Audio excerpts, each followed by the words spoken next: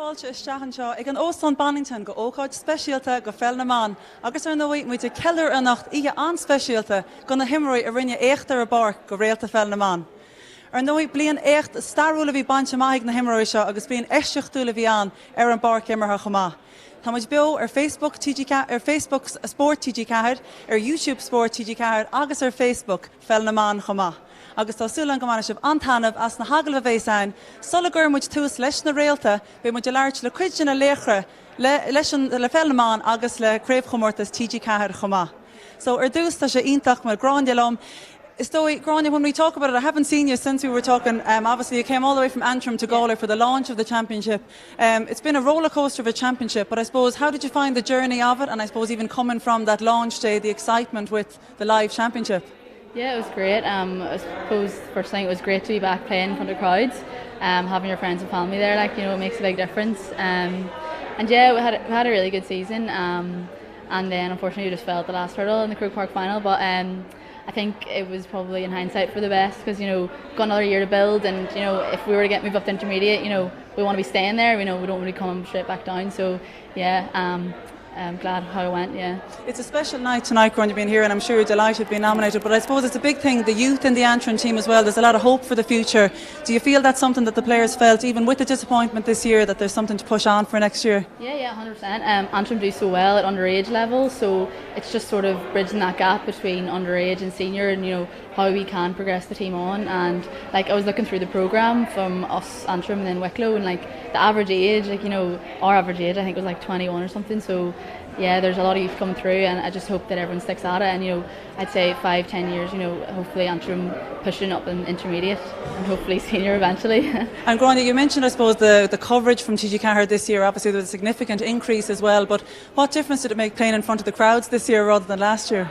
Oh yeah, it was amazing. I suppose you shouldn't say you play better when people are watching, but it's subconscious, and you just push yourself more, and your family are there at the sideline. But obviously the coverage was great, and your family couldn't make it, they'd be watching at home. So yeah, it was great from TG Cahard and everyone. Yeah, last year it wasn't possible to have the All Stars, and obviously it's lovely being here in the Bannington Hotel. How are you feeling about the night? Do you feel nervous? Oh yeah, I'm really nervous.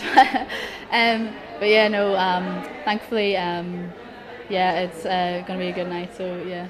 Have your family been able to come here tonight, Grania, with you as well? Yeah, I've got my mum and dad, my sister's with me, so it was sort of like a toss-up between the siblings, who was going to get to come, but yeah, my sister Orla and my mum and dad are with me. So. And is that something, I suppose, that stood with you throughout the year as well, the support from family, how important that is as a county player to have that, and I suppose to bring you to the chance to be nominated for an All-Star as well? Yeah, it really is, and my family are really supportive. I have a big family and a big extended family, and you get loads of support from them, and yeah, I'm just really thankful for them.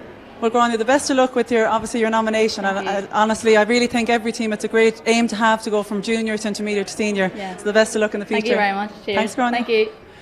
Well, sinna bhfuil agus ar nóí go leor gona gradam agus gona himóí seo tá sé ionintach leabhart sló go leor taithí acab.